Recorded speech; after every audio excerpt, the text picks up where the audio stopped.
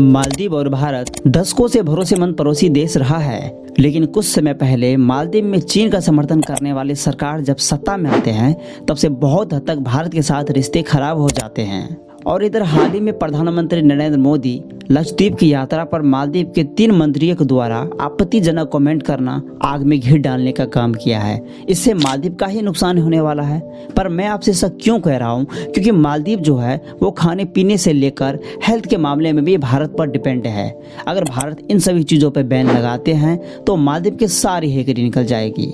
एक रिपोर्ट के मुताबिक मालदीव को होटल इंडस्ट्री और टूरिज्म से 400 करोड़ का नुकसान होने का अनुमान लगाया गया है। तो चलिए जानते हैं कि मालदीव जो है वो भारत पर किन किन चीजों के लिए डिपेंडेंट है। अगर भारत इन सभी चीजों पर बैन लगाते हैं तो मालदीव को किन किन नुकसान का सामना करना पड़ेगा। देखो, मालदीव की इकोनॉमी जो है वो नियरली 6.5 बिलियन डॉलर की है, बट अगर वहीं इंडिया की इकोनॉमी को देखें तो 3.75 ट्रिलियन डॉलर की है, जो कि अपने आप में एक बहुत बड़ा नंबर है। लेकिन यहाँ पे इंटरेस्टिंग बात यह है कि जितना मालदीव का जीडीपी है उससे 10 गुना ज्यादा भारतीय एक साल में विदेश घूमने में खर्च करते हैं, जो है 65 बिलियन डॉलर।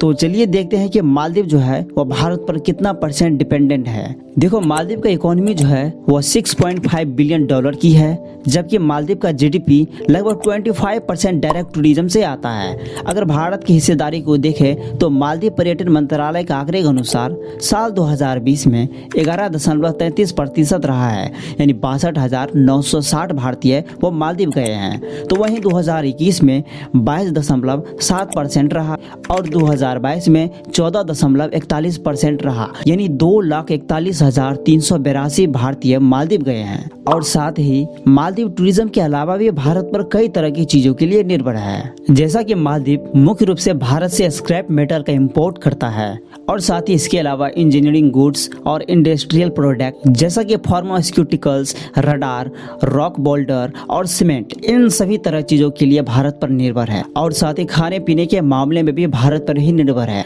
जैसा कि आटा, चावल, मसाला, फल, सब्जी और चीनी जैसे तमाम चीजों के लिए निर्भर है।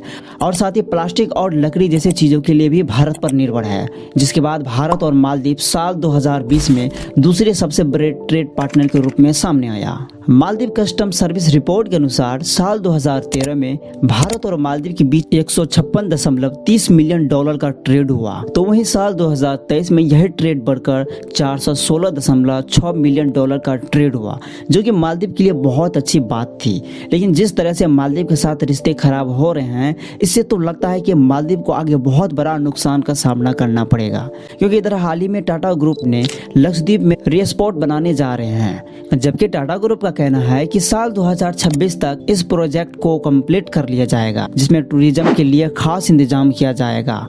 और साथ ही भारत ने लक्षद्वीप के मिनिको एरिया में एक नया एयरपोर्ट बनाने जा रहा है और ये एयरपोर्ट बाकी एयरपोर्ट की तुलना में बहुत ही अलग बनने वाला है, क्योंकि इस एयरपोर्ट पर नागरिक विमानों के साथ साथ मिलिट्री ट्रांसपोर्ट एयरक्राफ्ट और फाइटर जेट जैसे विमानों का भी ऑपरेट किया जाएगा। जाहिर है कि जब पर्यटकों की संख्या बढ़ेगी तो होटल और टूरिज्म इंडस्ट्री का भी ग्रोथ होगा, जबकि मालदीव जाने वाले पर्यटक लक्षद्वीप जाने लगेंगे, जिससे मालदीव का काफी नुकसान होने वाला है। तो दोस्तों, वीडियो को यहीं पे खत्म करते हैं और साथ ही अगर आपको ये वीडियो पसंद आया है तो प्लीज वीडियो को लाइक और शेयर, सब्सक्राइब जरूर करें और मिलते हैं दूसरे वीडियो में। तब तक के लिए जय हिंद, जय भारत।